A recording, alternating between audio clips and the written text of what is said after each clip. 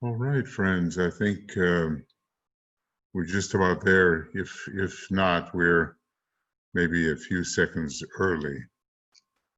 Um, and I want to welcome you to our continuing work on identifying as being.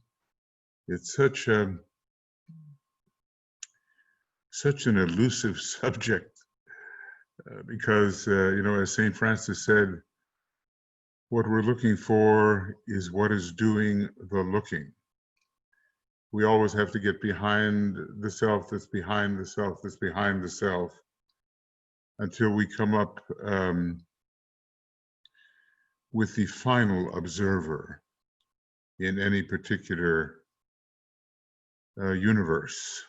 And of course, we have the ongoing idea that the great breath is a perpetual motion and has had a duality that had no beginning and had no end. So our whole work here is at once very obscure and elusive, and then in another sense, the simplest thing in the world.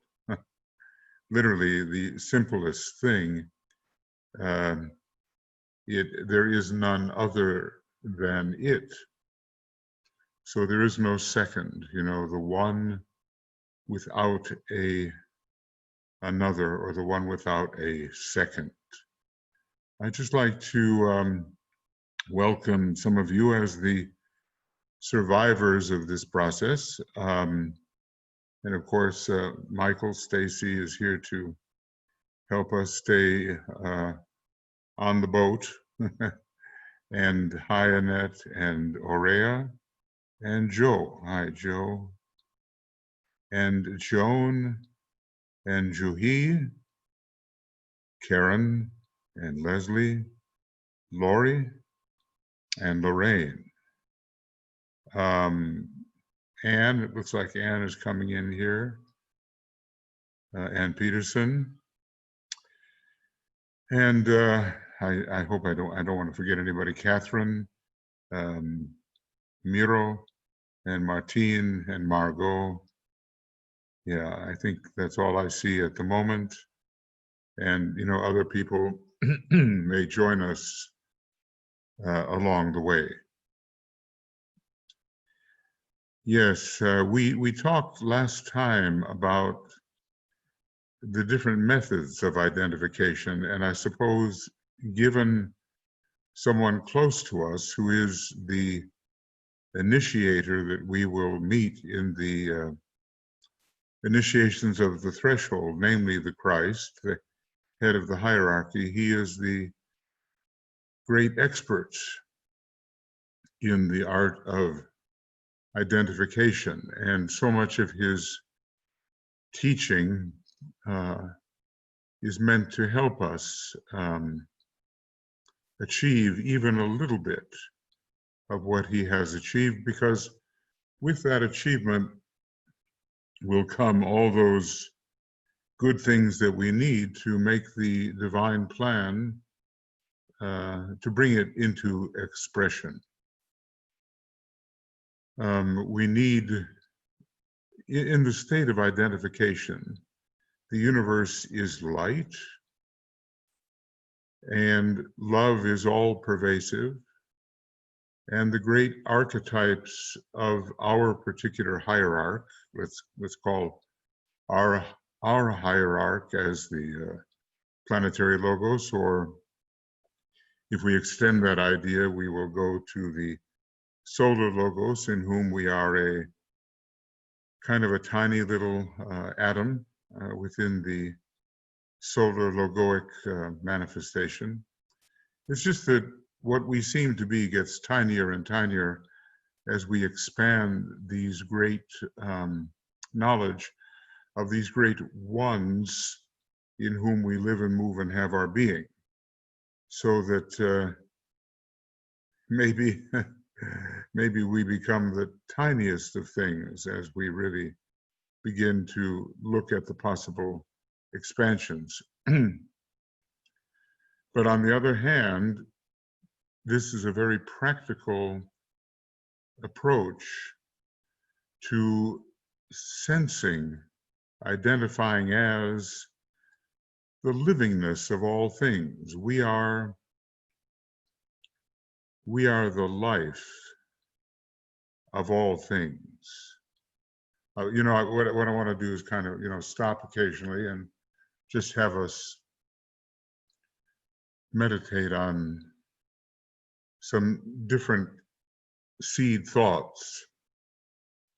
I'm working on this seed thought book, and I hope that before long to have it ready. It just keeps expanding, so I have to kind of do what the hierarch of any universe does. I have to say, thus far and no further.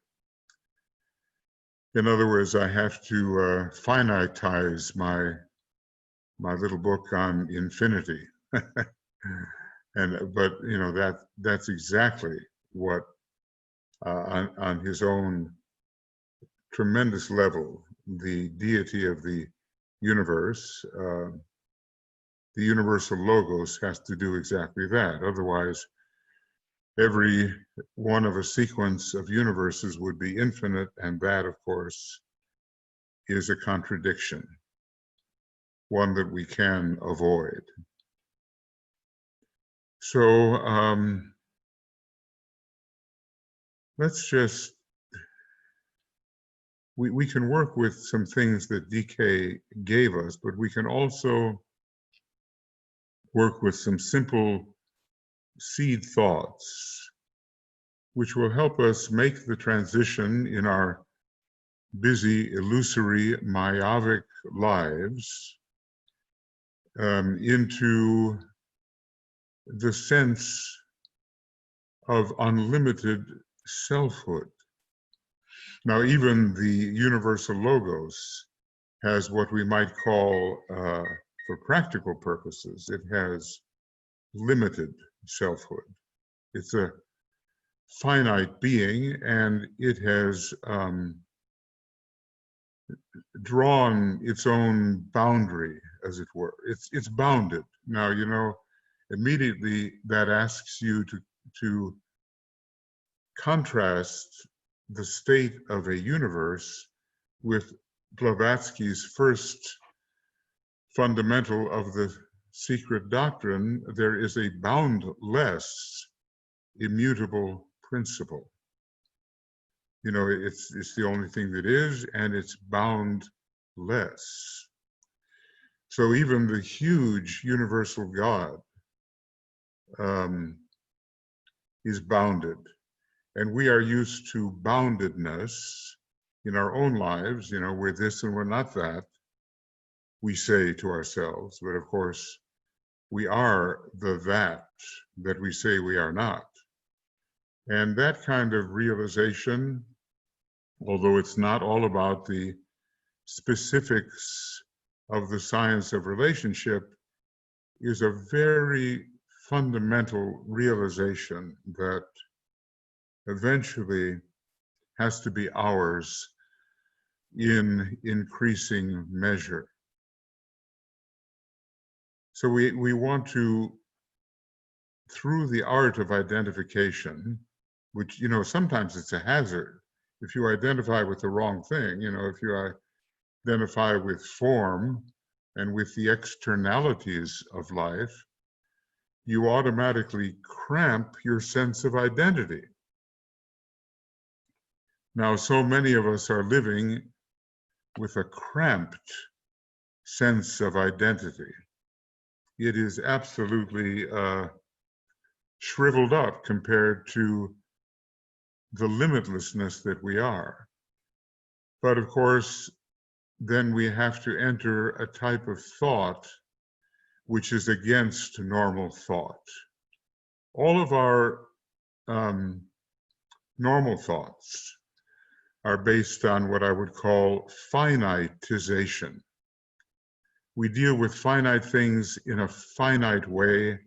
Everything has a bound. everything has a limit, and this is different from that. And that's how we manage the great Mahamaya. That's how we manage the relational universe. But what we're looking for is the non-relational essence. That's really what we're looking for. I mean, if you're looking for it, if you're actually looking for that. And I guess there comes a time when you get tired of form, because form is not real. And you have a thirst for the real, because the real is what you are, and what you are calls out to what you are in all things. In other words, you're not confined. You are a, okay, I've just seen myself enter the group here, but that's okay. I've entered the waiting room. I hope that you are hearing me, and that there are not two of me right now. That would kind of defeat the purpose of what I'm trying to say.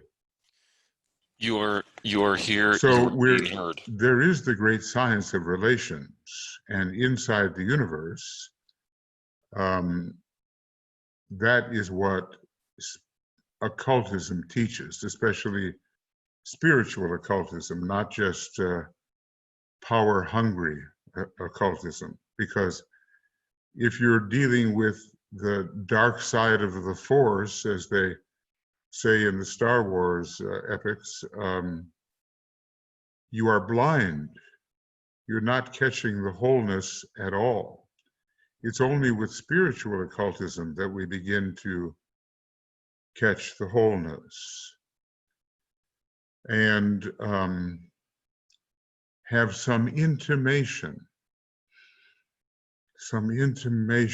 of our limitless selfhood.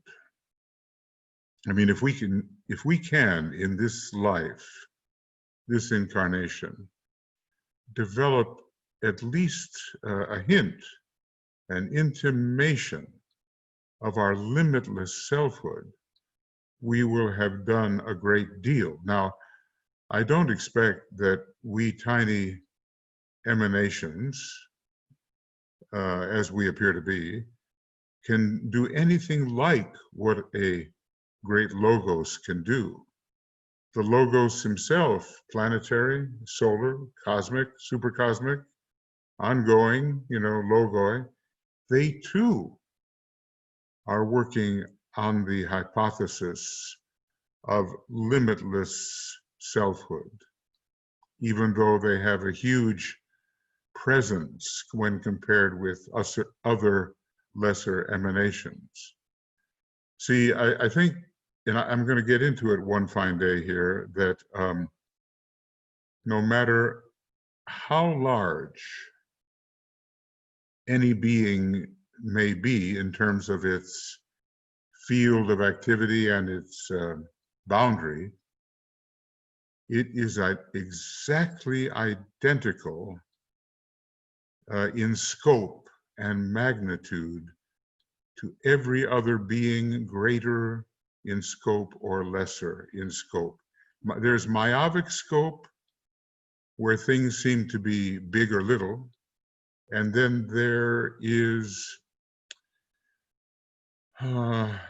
absolute scope, in which the size of everything is exactly the same.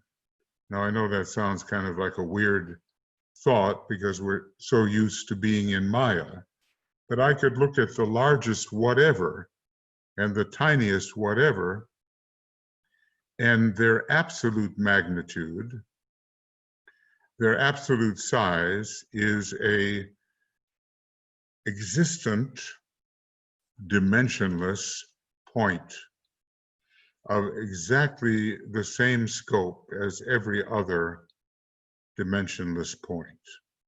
So we'll get into that at some point. Some point. We'll get into that because it begins to show us, that time and space, the way we usually consider them in the big Mahamaya, are really illusions.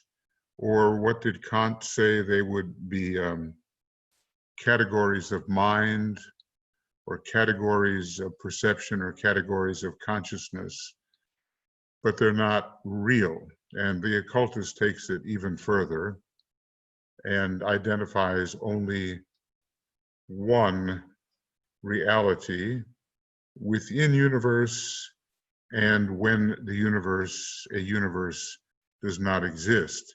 See, a lot of people think, okay, the universe exists forever. That's like saying that Mahamaya and form exist forever, but they do not. The universe has a term. Any universe, who knows what that term is.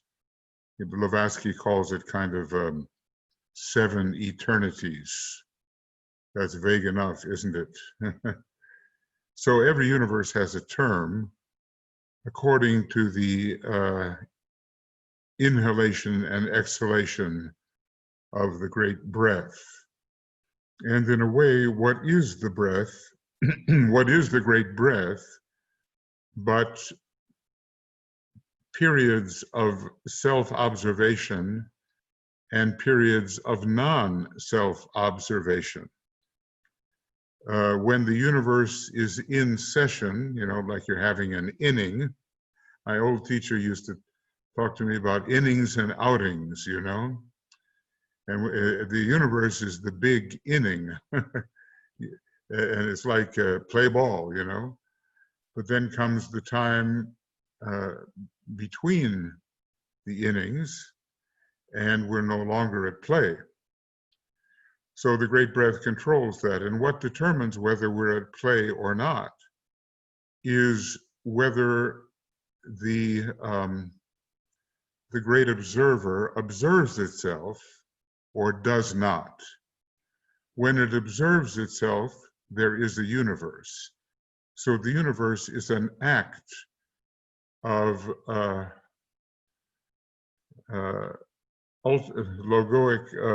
universal logoic perception. Every universe is an act of universal logoic perception, especially the details of the universe. And every disappearance of a universe is an act of universal logoic non-self-perception. I wonder if I should write that down, I'm liable to forget it, and so are you. So a universe, the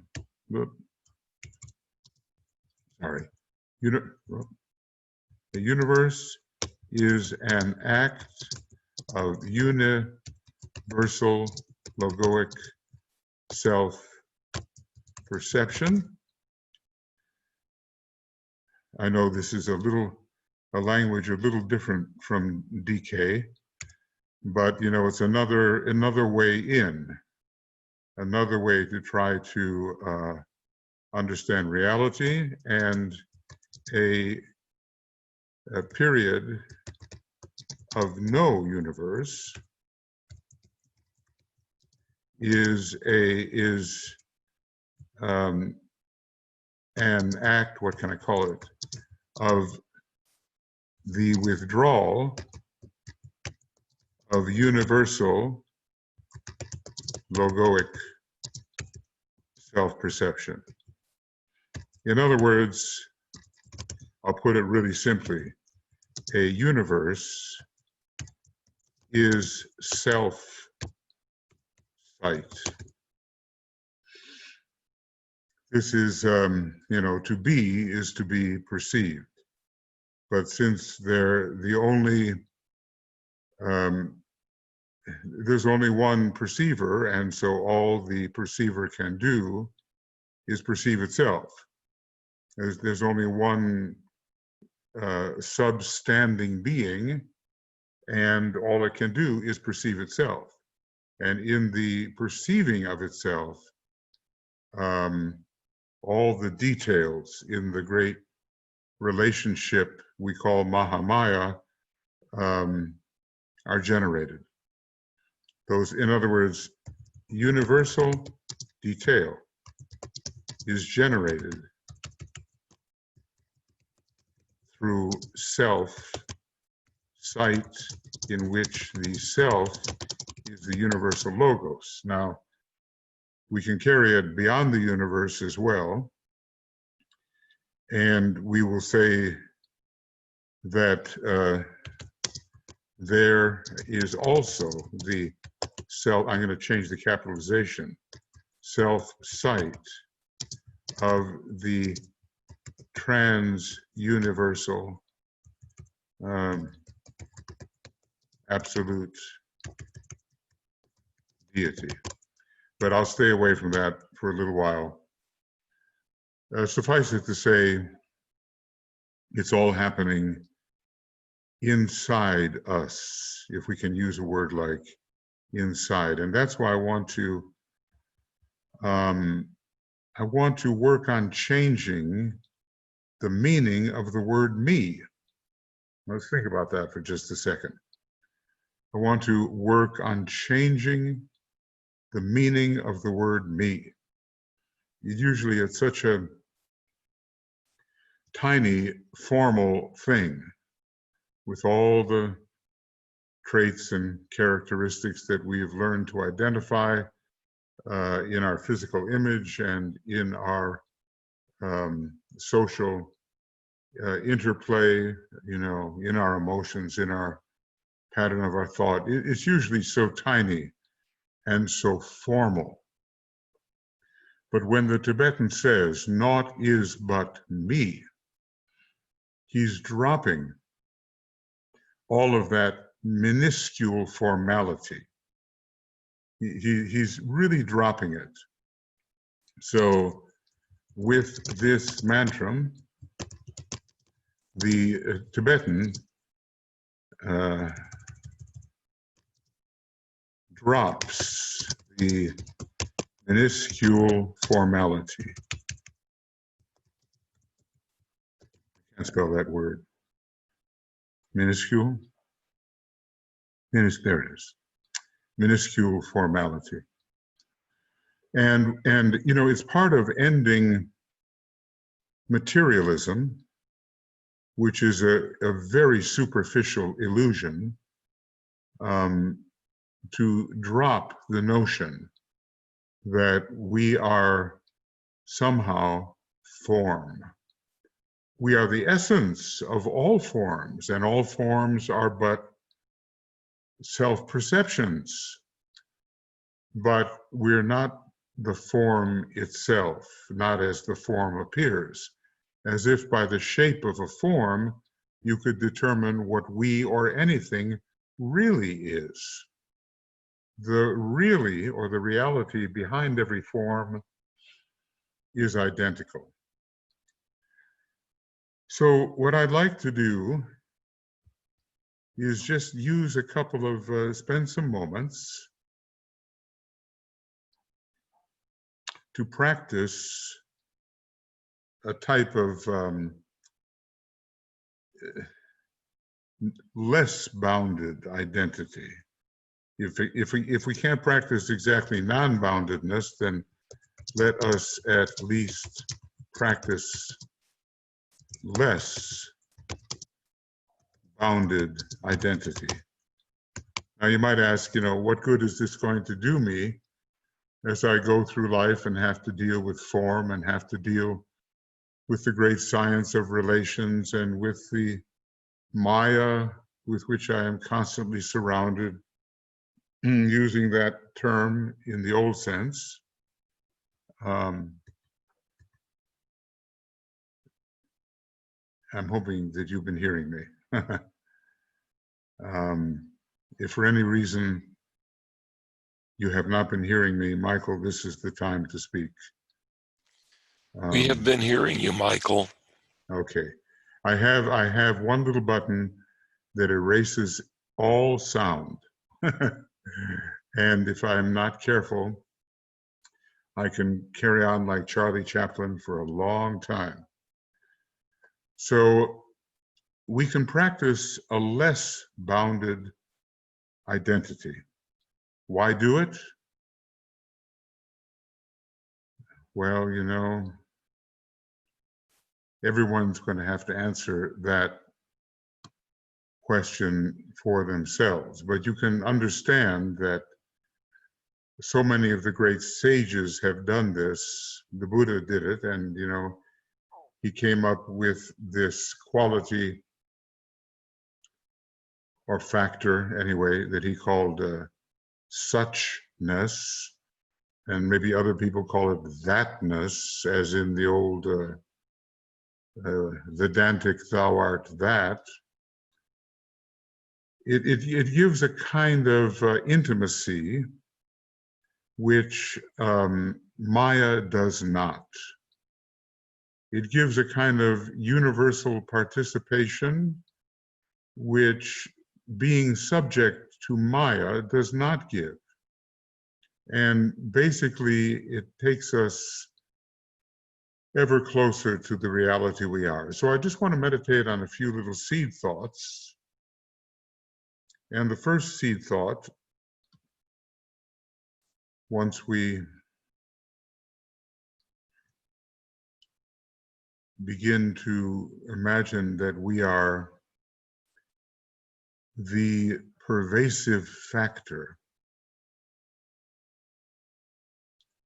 everywhere identical, once we begin to imagine that, because the imagination, whether it has form in it or just some sort of formless apprehension, is very important in this work.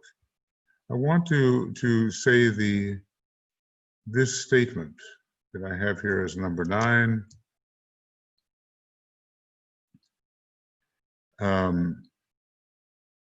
I want to say and have us ponder it a bit. What do I mean by ponder? It's not necessarily shuffling a bunch of words around your head. It's an attunement, really, isn't it? The kind of pondering we have to do here is the kind of attunement. And I want the key mantra to be, you take place within me. You take place in me, you take place within me. You are occurring within me. And of course, we know the me is not the tiny myopic me. So let's have some silence on that. You take place within me.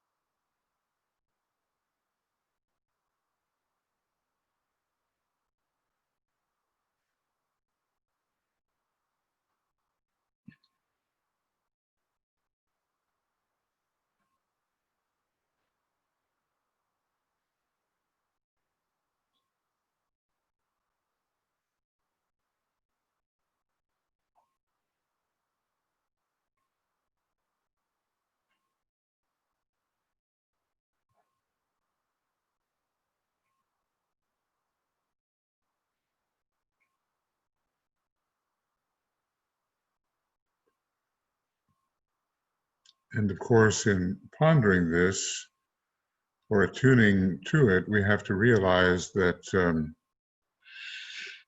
we have to have a special feeling about what is me-ness or I-ness.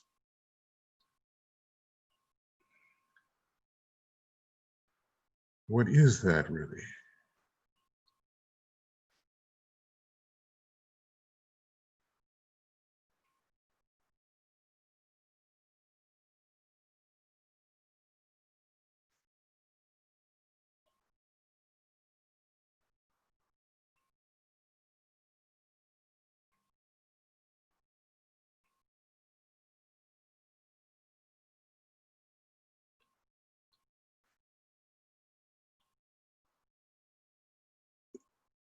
The me you are looking for is, let's just stay with the universe, is omnipresent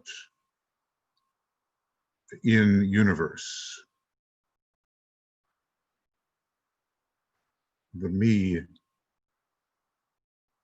you are attempting to attune to and to become or recognize that you are is omnipresent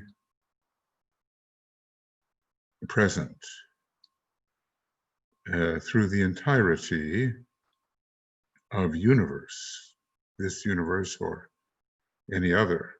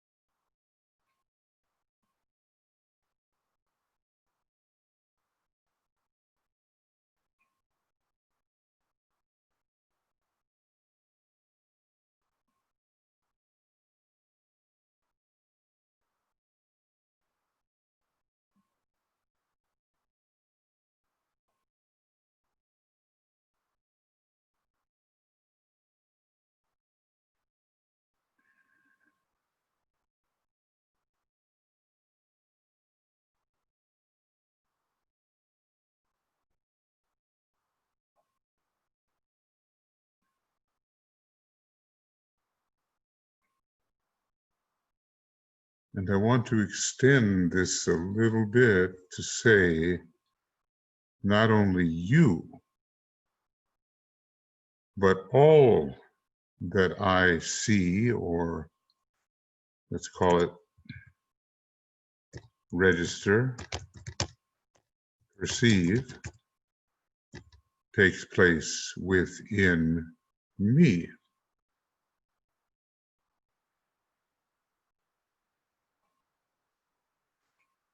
All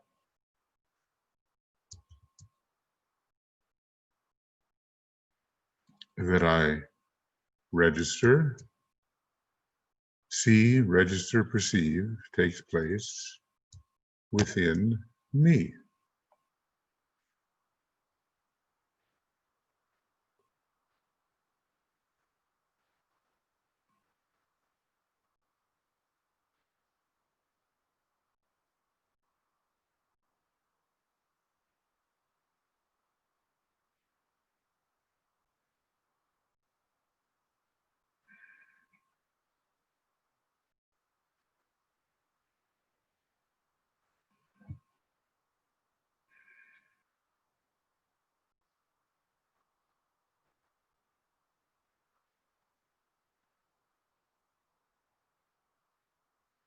And what I would say, there is no way that anything I see, register, perceive can help but be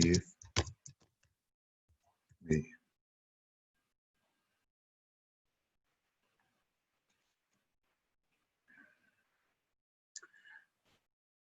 There is no way that anything I see, register, or perceive can help but be me.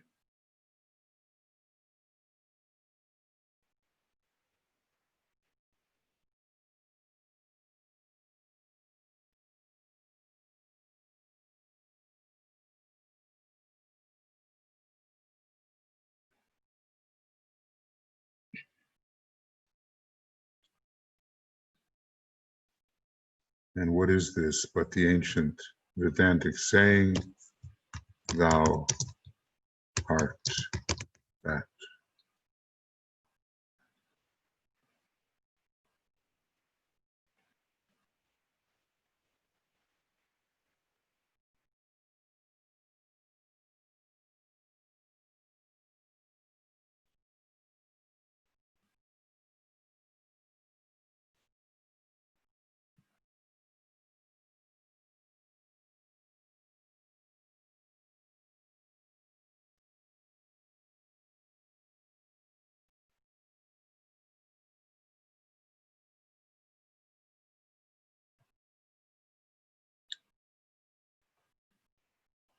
So there is the universe within me and the universe apparently myovically outside me.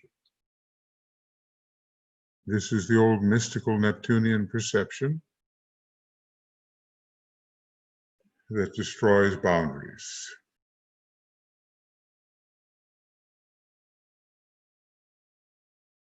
You take place within me.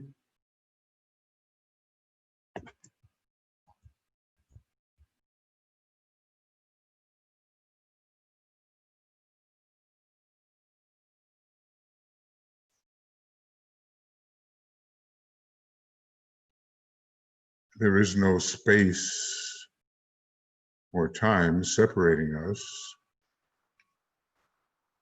What you are is omnipresent in this universe and every other and beyond, but that's another matter.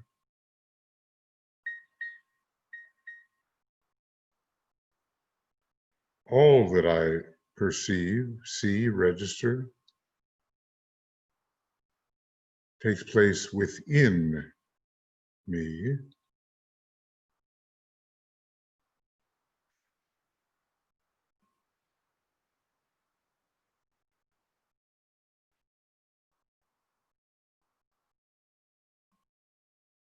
There is no way that anything can see, register, perceive.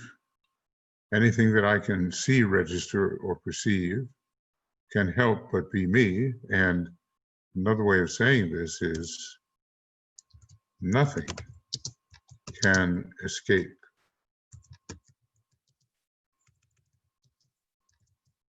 being me.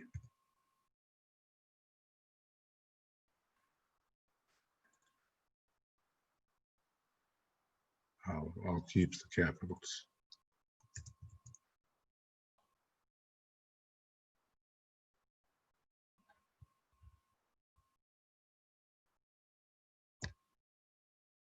And thou art that, and then the Tibetan's statement, of course, is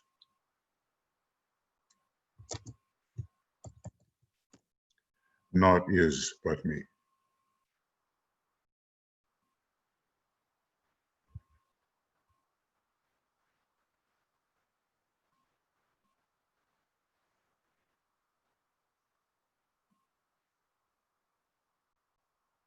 And another way of saying this is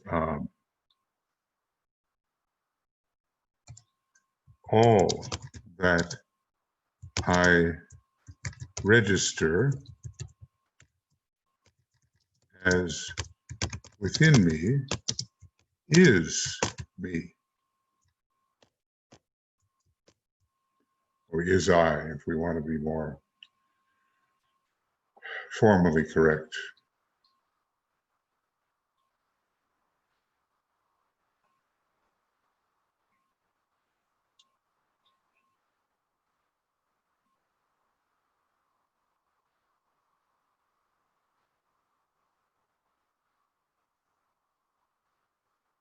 Now, that sequence of thoughts, or something like it, is bringing us into an interior world. And the sort of Cartesian, Rene Descartes, the Cartesian subject-object breaks down. The observed is the observer.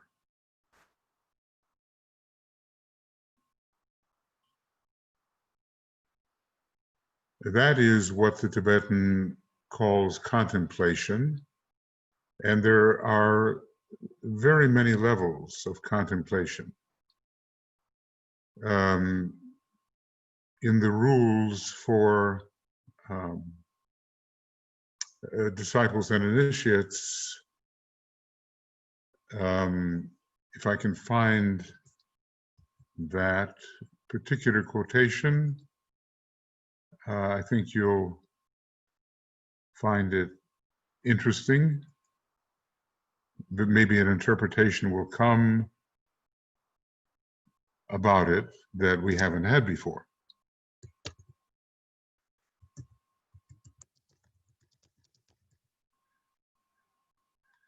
And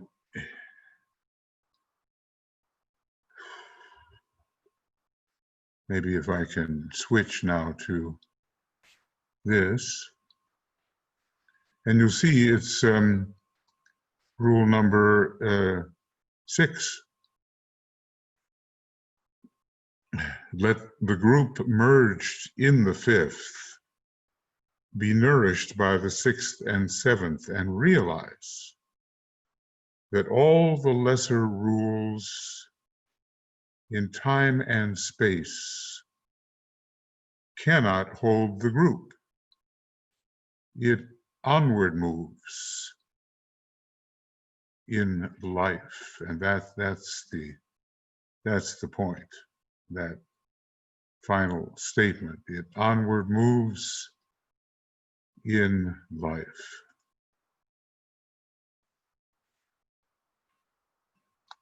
That's what it means to identify ever more deeply as the apparent object that you are contemplating is to onward move in life. Now, it's kind of poetic, and you kind of have to, really ponder what can that mean, because, life is unitary. Life is without parts. It's without division. So how do you onward move in life? And basically, you're intensifying your own degree of identification with the only thing that is, which just happens to be what you are. So, ponder on that, rule number 6.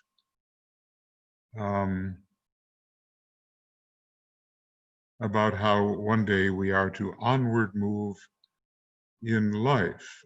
I sometimes sense this, like I'll have days, little Mayavakai, when being everything, naught is but me, is a little vague.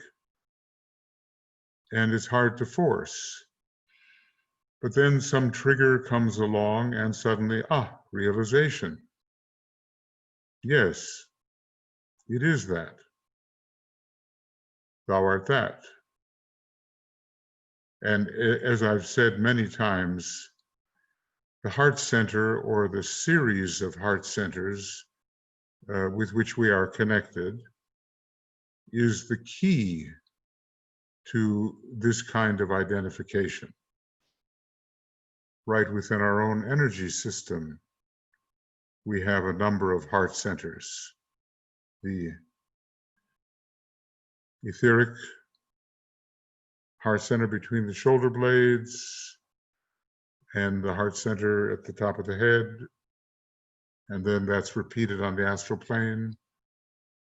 And then the causal body is a heart center, monadic heart center. And the monad itself is a heart center, the greater 12. Whenever the zodiac, whenever there's a 12, watch out, because a heart center is implicated and it embraces everything. So, we have to kind of practice what we might call heart center perception, which is not the same thing as being sentimentally attracted to something or someone. I like you, I don't like you, or I love you in the conventional sense, or I don't love you. That's not love. But I always find for myself that the heart center, the etheric heart center, which DK tells us is the anchor for Buddhi, is really the foundation of it all. And then if we onward move in life, we take advantage of those higher heart centers for intensifying perception of the one we are as everything.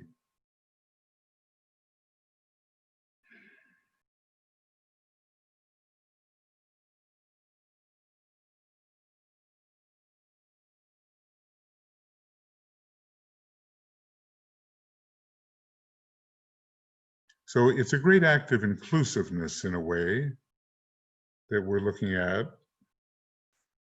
It's the second ray method, the kind that the Christ would use, not is but me. And we, the furthest reaches of time, space are embraced by this type of inclusion. It's hard to imagine, but it can be imagined that no matter how far back we go in exhalations of the great breath, that we are there. I don't mean this form, this appearance, this capability, this particular energy. I don't mean any of that.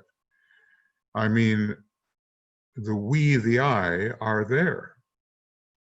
No matter how far apparently back we go, how many instances of universal appearance we may imaginatively consult, we are there. We, the I, is there. And so for on ahead, no matter where we go in apparently expansive space,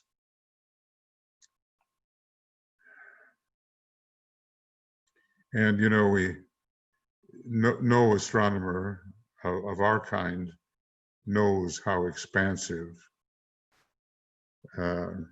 space is. We know that we're reached by light from incredibly distant sources, and we're only now receiving that light.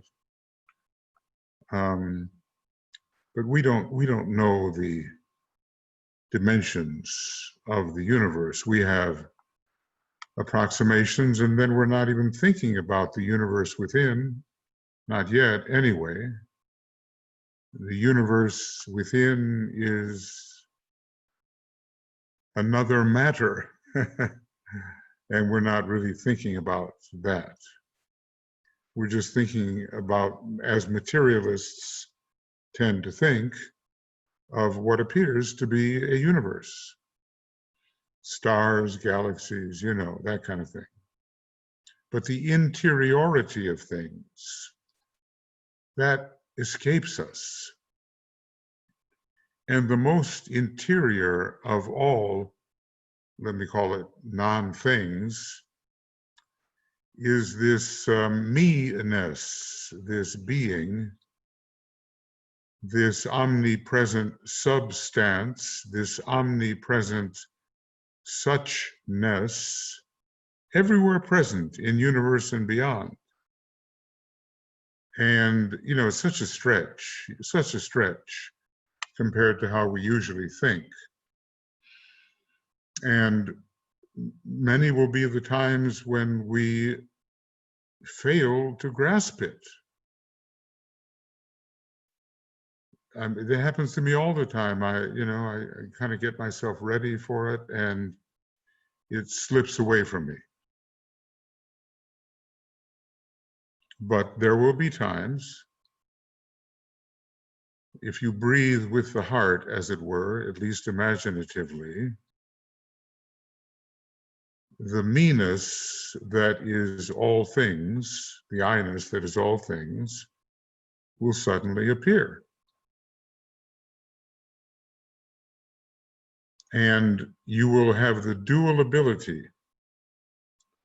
to see apparent difference while you simultaneously know, K-N-O-W,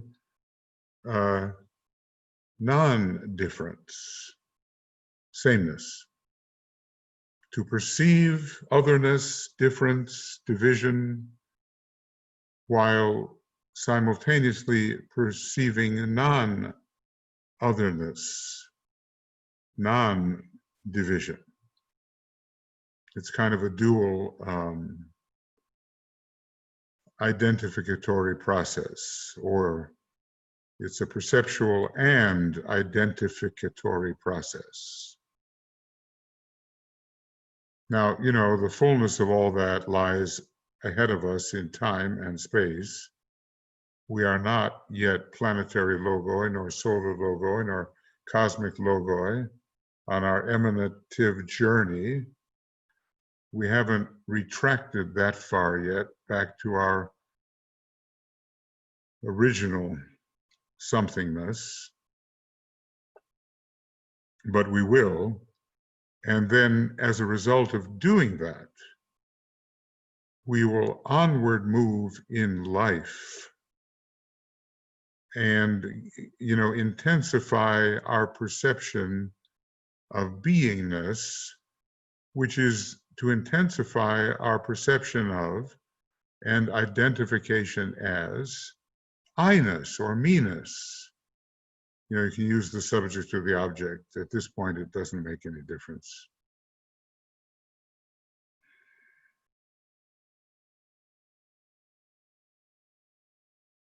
So, even 5 minutes a day, if you have it, to practice being the far less bounded self than you usually think you are. Think about all our aspirations. We aspire to this initiation or that initiation, or to this role or that role, and this sphere of responsibility, and we want to do that. And all of that is in the relative world, the world of relativity.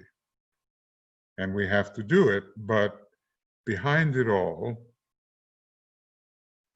is what the theologian Paul Tillich called the ground of all being.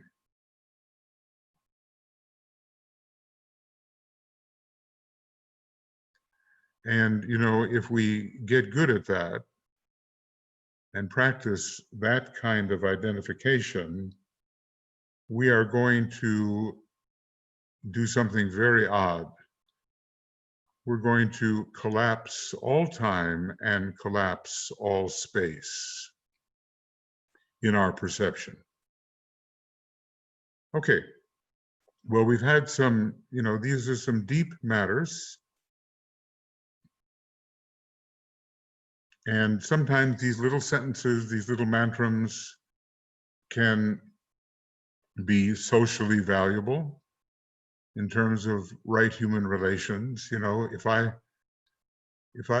look at someone that I'm not getting along with very well in my own littleness, and I say, you cannot escape being me, that's going to have an effect. on this sense of I am I and you are you, and we are enemies. So, or friends, you know, it's beyond good and evil, really. So sometimes these little mantrams, these little seed thoughts, which is why I'd like to write this book. I've got so much material, it's just a question of organizing it with a little help from my friends, so that people can use these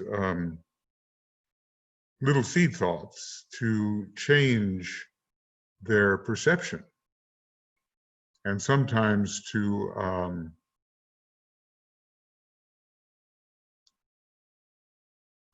understand philosophically a little bit more, because some of the thoughts do go on a little bit and take the philosophical approach.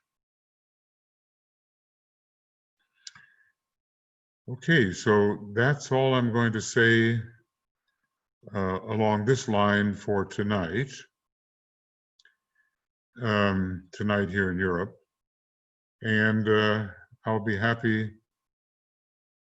to, you know, make any attempt to hear your thoughts or answer questions, you know, realizing, of course, my limitations in the answering of anything.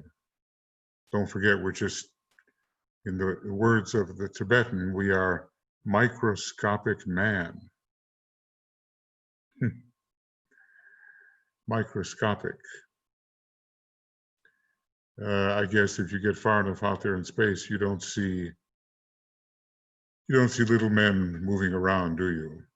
Or you don't even see big animals moving around, you know.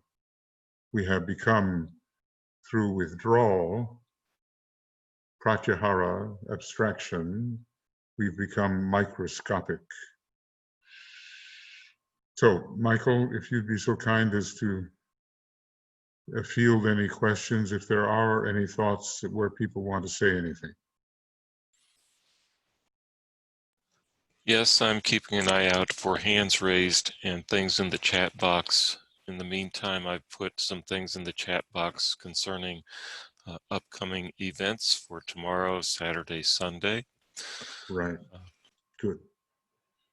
Good, because we have the serious Leo activities coming up, so hope you find time to join us. And we're pretty well going to use Zoom so we can have up to, you know, more people than go to meeting. But so, yeah, go ahead. There has been a change in the registration for the pre-full moon meeting. It initially went out on GoToMeeting, and it has been changed to Zoom. New registration link on Zoom to accommodate up to 300 people. Probably we'll get 199 maybe. Okay. All right. Back to the universal. Is there anybody that would like to ask anything, say anything? Or do you just want to kind of dwell with the thoughts? Because it takes I have a question lot of for dwelling. you. Yeah. Yeah. The definition of universe versus the definition of cosmic. Could you elaborate on that? I look at them, the universe is the great entirety. Any one great entirety with the largest bounded entirety. Maybe I can put that down somehow here. A universe is the largest bounded entirety. And we can use cosmos in the same way, except it implies the principle of order. But when we say cosmic, it's a little different, perhaps, than universal.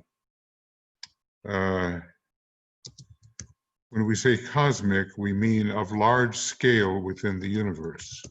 Cosmic is of large scale within a universe, but is not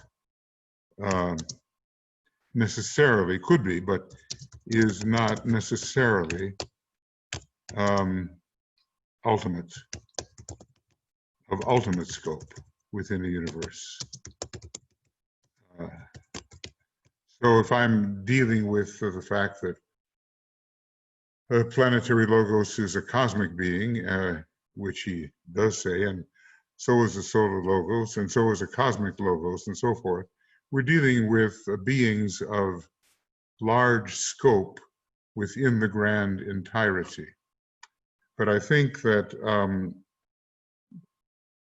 when we say the universe, it means the same as the entirety of cosmos, because cosmos has a little bit of a connotation of being potentially less than universal, and can deal with universal spreads throughout the grand entirety, the grand bounded entirety. But the use of the word cosmic as an adjective does not necessarily spread throughout the entire universe. So the term universal, but of course it really should be, means to spread throughout the grand bounded entirety. It's got to be the bounded part, because the unbounded is super universal. Cosmos can mean that entirety, but as an adjective, it may signify something much larger than man, but smaller than the universal being, logos, being. So it's just a question of connotation, really. For me, if I use the word universal as an adjective, it means more to me than cosmic as an adjective. It means a greater expanse. Now, if I specify, however, and I'll say like something like universal throughout the solar system, universal throughout the one about whom naught may be said, then I've limited the term universal. But if I just use the word universal, it seems to embrace the entirety of the universe.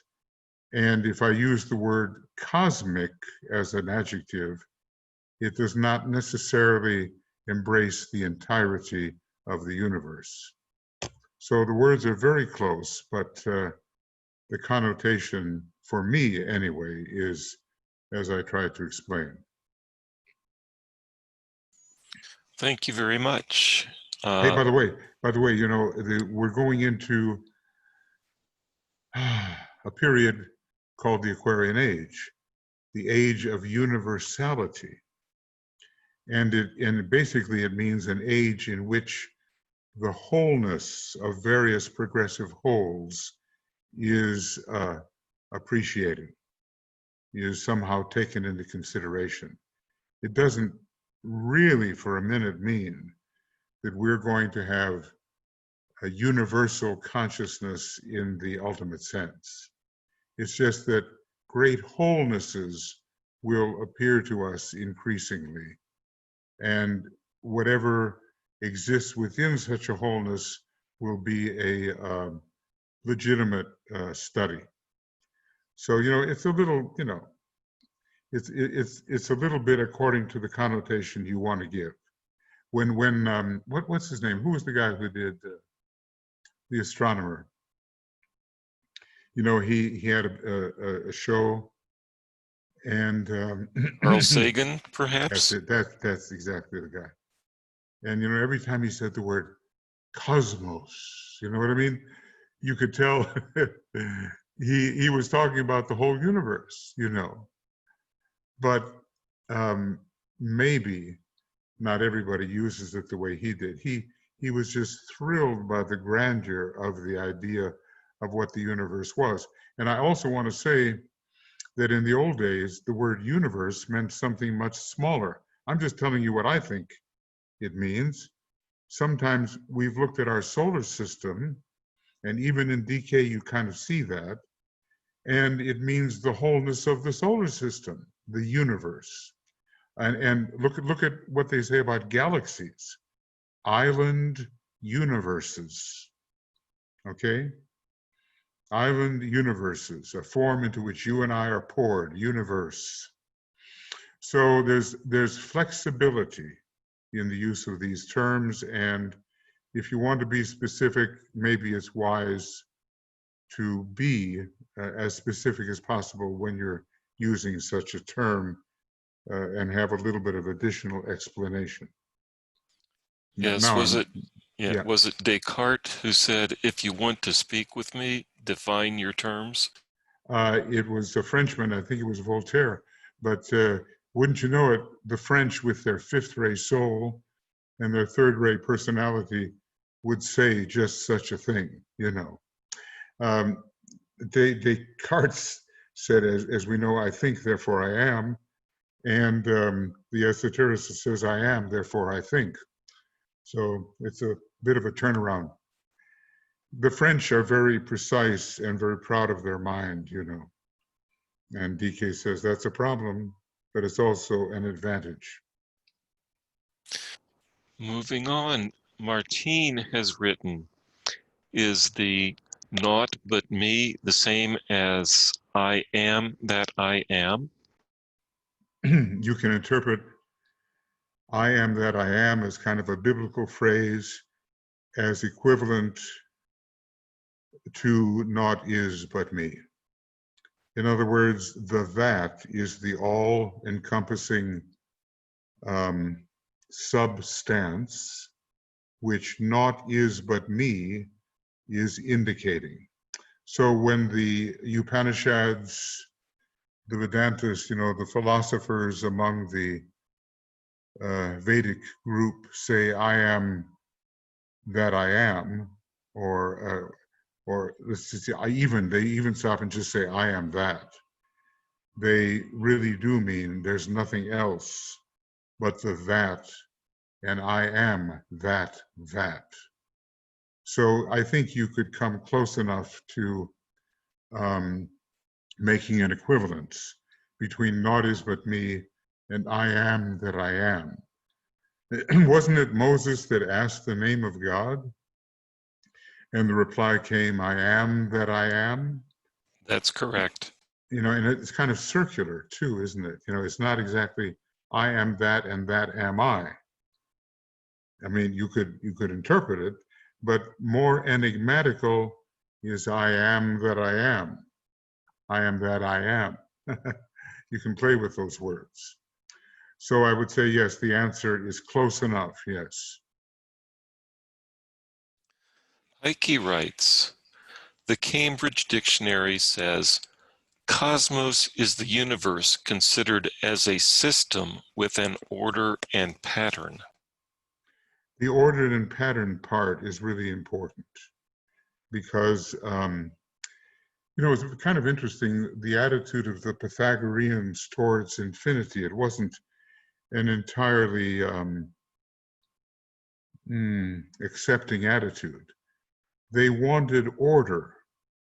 And therefore they were dealing with cosmos and not necessarily with the number two as the foundation of that which is immeasurable. So when we talk about cosmos, to include the factor of pattern and order is an important inclusion. Now, look, whatever they define in these dictionaries, it's very good to know the fifth ray is hard at work making the definitions. Esotericists might see it a different way. And so we have to understand what the esoteric definition of these things might be and not accept as the final authority even those who have edited the great dictionaries. But yeah, I bought at one time for $125, it was long ago, Monier Williams Sanskrit Dictionary. This is an example of thinking far ahead of one's capabilities. It is this thick and unassuming, brown cover, and everything that he could say about the Sanskrit language, which was plenty. So he's one of the ultimate authorities, and I suppose he got it from, I can't remember the name of the Indian from India who was the main compiler of the language. I would maybe recognize it if it was spoken to me. Monier Williams, I think he was an Englishman, but I wouldn't be surprised if he was the reincarnation of that particular individual. At this point, there are no hands raised and no additional comments written in the chat box. Okay. Now, it's such a different kind of pursuit that we're on here. Our pursuit, it's not a specifically mental meditation. It's a heart within the head meditation, a heart center meditation that we are pursuing, and it's just ever so subtle. Really, it's an insubstantial substance. In other words, every time we talk about substance, we think about stuff, material, some kind of energy. It's beyond any such definition. And it comes upon one as a surprise. But I think that what certain students of esotericism who want to do this can make the surprise a more frequent occurrence. It would be nice to be able to go through a day, every day, and have at least the intimation of this presence. Now, maybe it's not so different from the Jesuits practicing the presence of God, but there's still a big duality there, The present is more the presence of me, the presence of me that we're practicing, and then we're into that heresy, which they think it is a heresy, and it contradicts the great heresy of separateness, that all there is God, and that God is you, and no one can escape being God. Now, that would go way, way beyond what the Jesuits meant when they say practice the presence. And yet it is a presence. There's a difference when the present is present and when the presence is not present. And this is the mystics write about being in God and out of God. So basically they say, even a fly in God is worth a palace out of God. I mean, I'm just making up that kind of comparison. The switch, the in God switch, is the in me switch. It is the idea that it's all taking place in me, who is the presence, who is God. And that is, it's just such a instantaneous reversal of perception,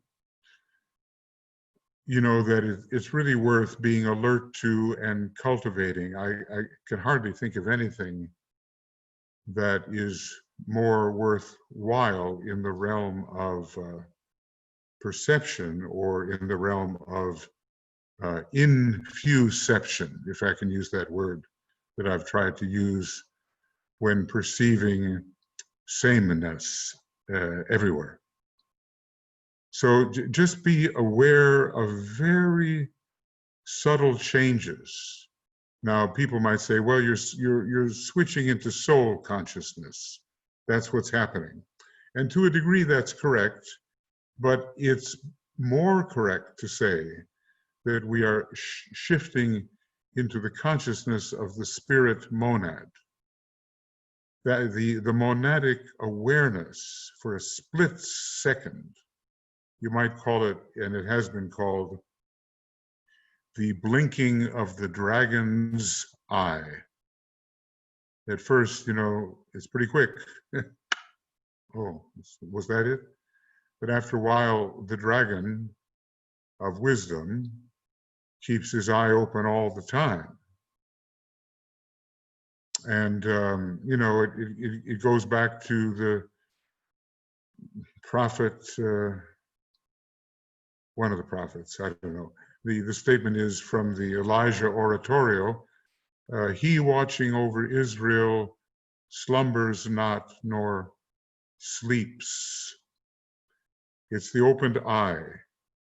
And it is one of the beautiful choral pieces in the Deutsches Requiem, you know, the Brahms Requiem, which I would really, if you want to really experience somebody who knew their Bible and was a wonderful musician, go to the Brahms Requiem, because in a way it's anything but a requiem. It's really a tremendous celebration of divinity.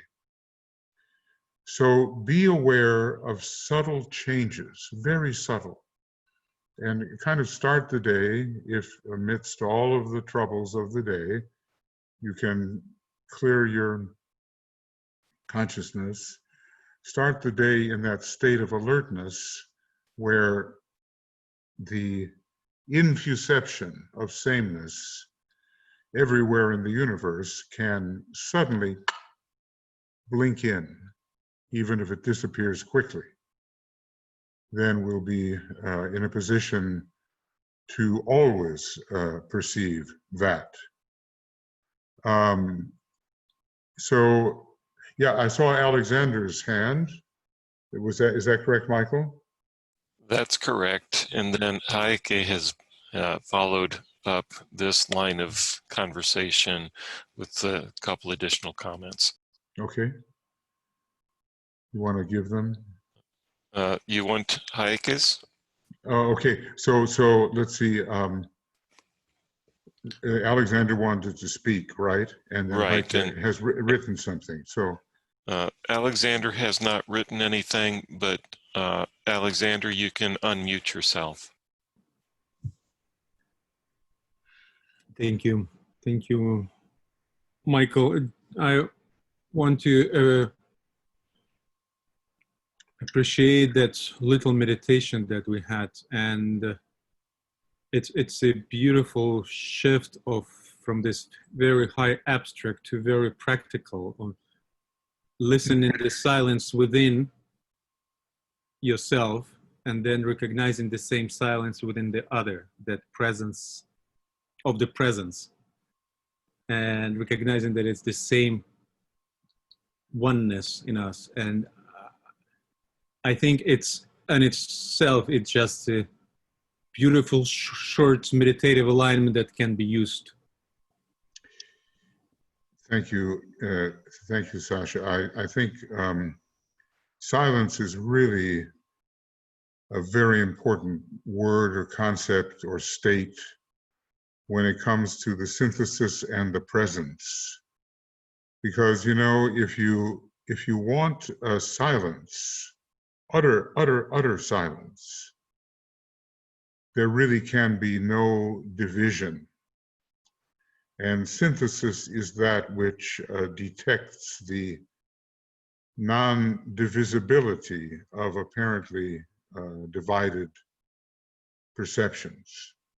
So the whole concept of the inner silence and attuning with it, of course, language, you know, it's always going to give us subject, object, you know, it's all based on division, but we try to read beyond that, think beyond that. If we can touch what silence offers, silence and presence really go together, and so does our being. Silence, presence, and our being, or what we are, the I, the me, they all go together. And the more profound the silence, the greater the possibility of identification. And you know, that's one of the things when the Christ returns, teaching, you know, many specific things that will start to take over certain human beings so that they can, like he could or can, know what was in man. He could just go through the apparent barriers. So he knows and is able to transcend these artificial boundaries. So, you know, we could say that among human beings, the Christ is in a way the most boundaryless of the initiates, as his ability with identification shows. So when we go high, we have to be able to go lower too, and that's not so easy all the time, but it is desirable if we manage to have straight knowledge of the intuition to be able to apply it even on the lowest plane in some constructive manner. So thank you for your thought on that. And, you know, everybody, it's like building the Atakarana. Up to a point, DK can tell you how to do it. And then after that, it's really up to every individual or later group or planet or whatever. But start with the individual. It's up to every individual to work with that bridge of light until the unfamiliar way becomes the familiar way. Nobody's going to tell us how to do it, really. Thanks for your thoughts, Alexander. Now we have something from Heike, and I saw Nicholas arrive too, and Yes, Heike writes, the Tat Tavam Asi in the Chandogya Upanishads, you are that are you, is meaning the same, right? Yeah, that's it. Tatvamasi, yeah, that's it.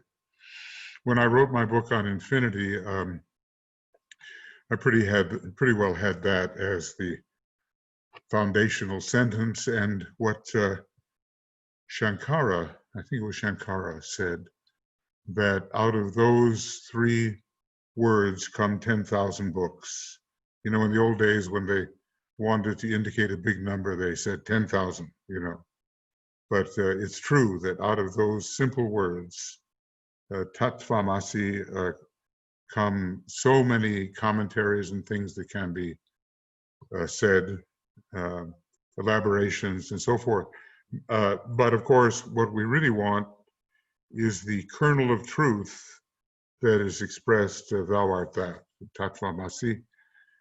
We want that always to be ringing within our consciousness until it becomes a fact and almost, we might say, a continuous fact in our consciousness. And I would tend to call that the path to monadic awareness, or an aspect of monadic awareness. So yes, the same, yes. And then she writes after that, after the blinking of the dragon's eye, even for a split second, the perception of the outer world changes. Yes, yes. You know that even when it's hidden temporarily from your consciousness, it's there. And the memory of it has stirred the consciousness, and a path, however slight, has been created. Now, it's so interesting that masters are called minor dragons of wisdom, and planetary logoi are called dragons of wisdom. And then the very first path on the way of higher evolution features a green dragon. And, you know, it's somehow related to Earth service. And then, you know, other deities have other names, like the lion of cosmic will for our solar logos. But we are at least on our way to becoming minor dragons of wisdom, and we're waking up with the eye open to what is always to be registered, the great revelation of reality. And right now, you know, it's pretty intermittent. If even when you practice it, it's a now and then thing. But increasingly, the eye is opened, and then we are not just by happenstance in that state of awareness. We can go there deliberately. In fact, we don't have to leave that state. So that's what we're striving for. And I could say, you know, that it is the state of awareness of the higher initiations, but lower down the scale of resonance, we can begin to get some kind of anticipatory vibration, I'll call it that, of what it will be like when we take these higher initiations.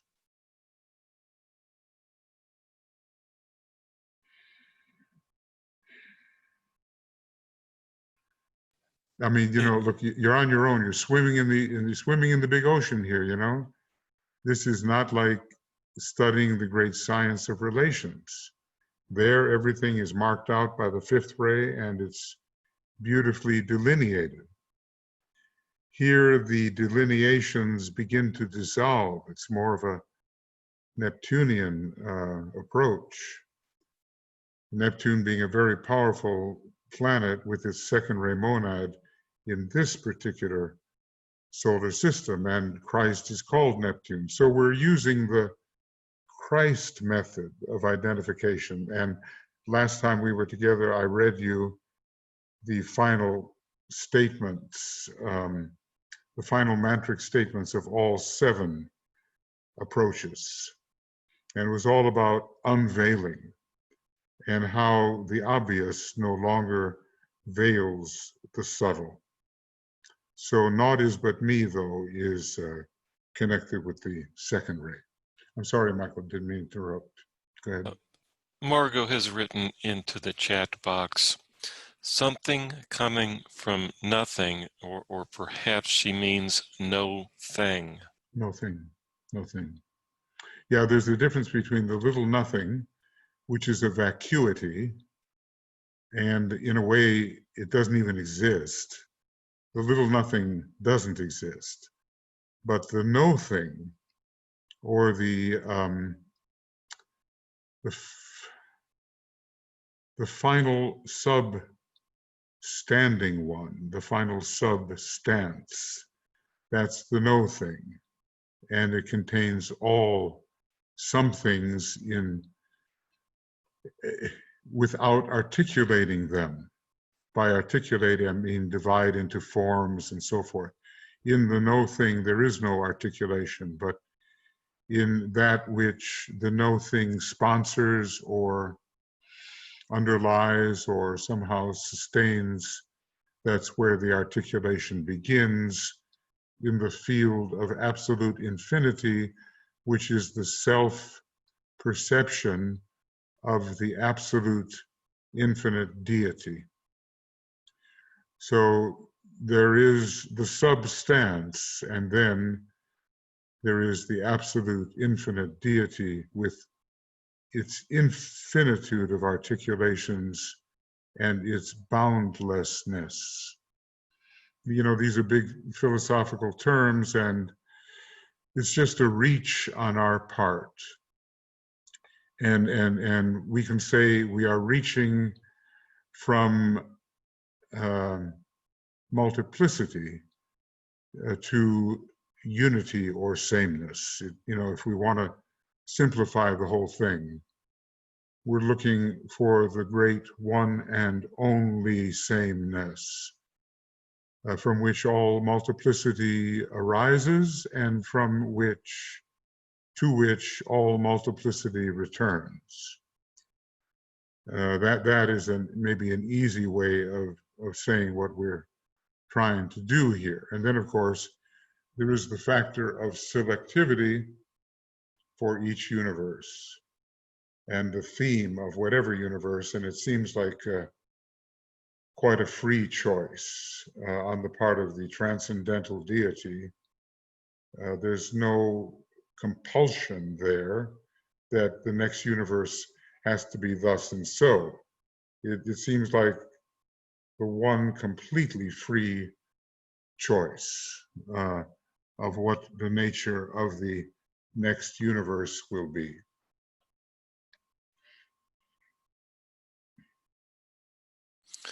Okay.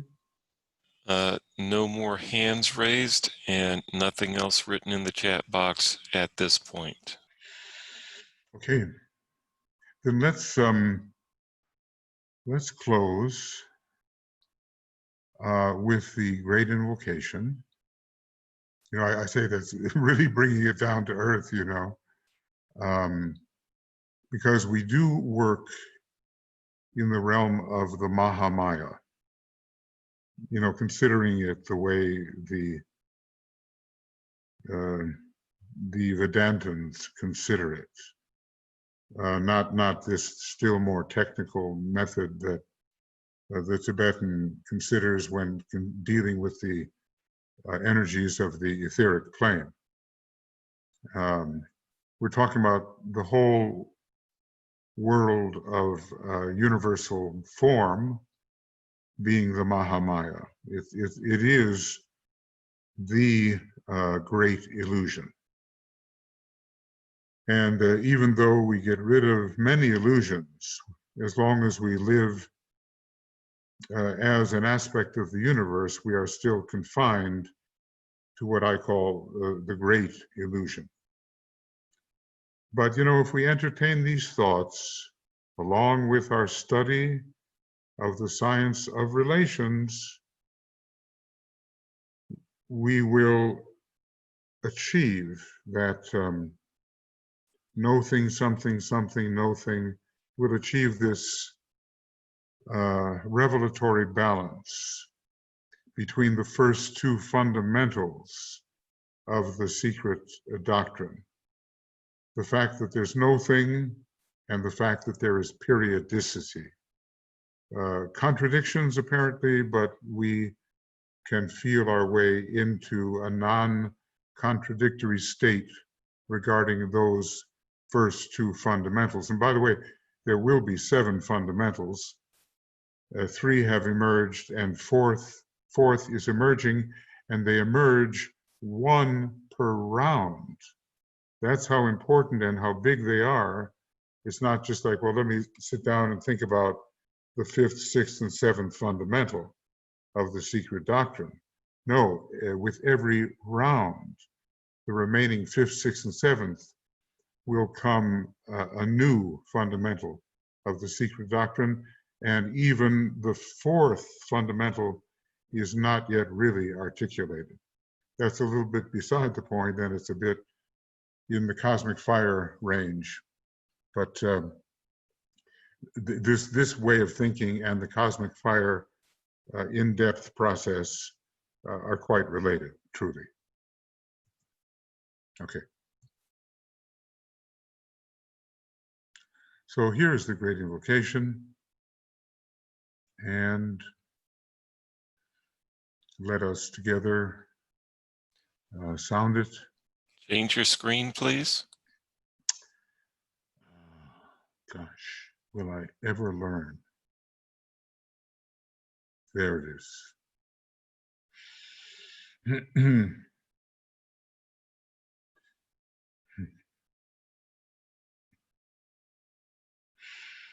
From the point of light within the mind of God, let light stream forth into the minds of men. Let light descend on earth.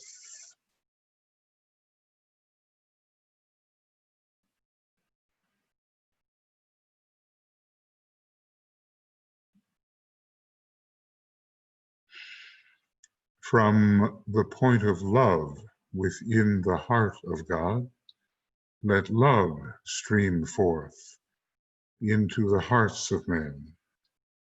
May Christ return to earth.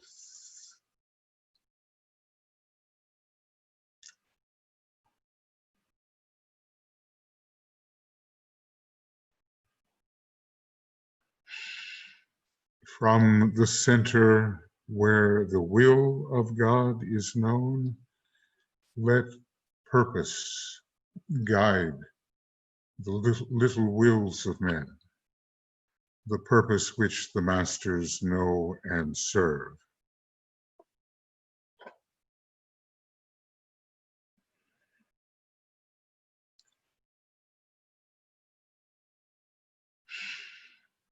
From the center which we call the race of men, let the plan of love and light work out, and may it seal the door where evil dwells.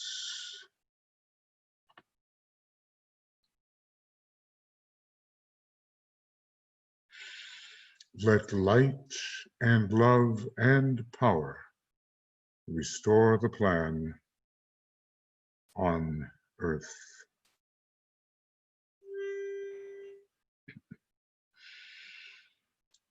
Oh.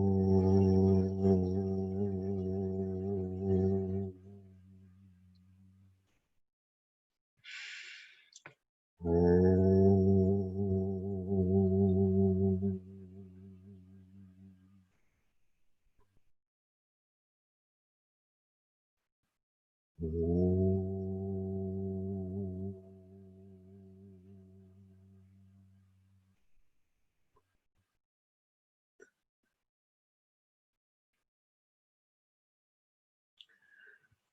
Tomorrow morning, dissipation of glamour. Tomorrow evening, the in-depth work with the secret doctrine.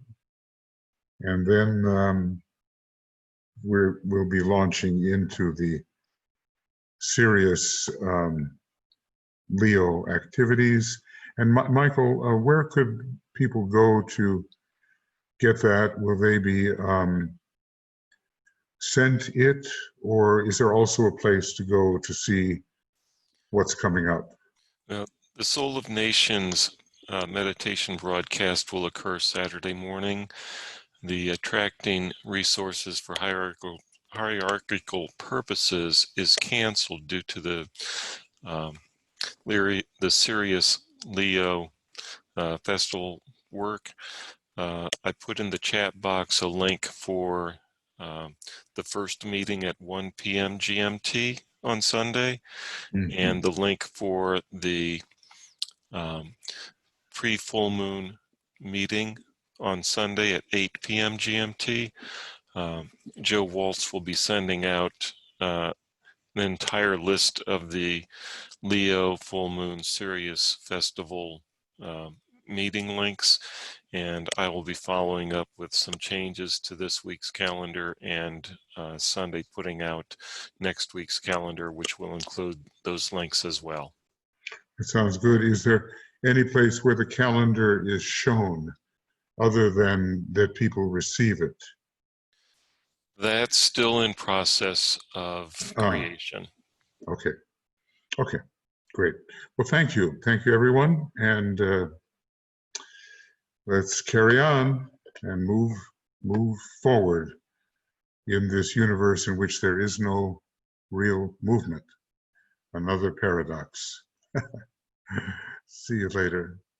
And thank you for attending.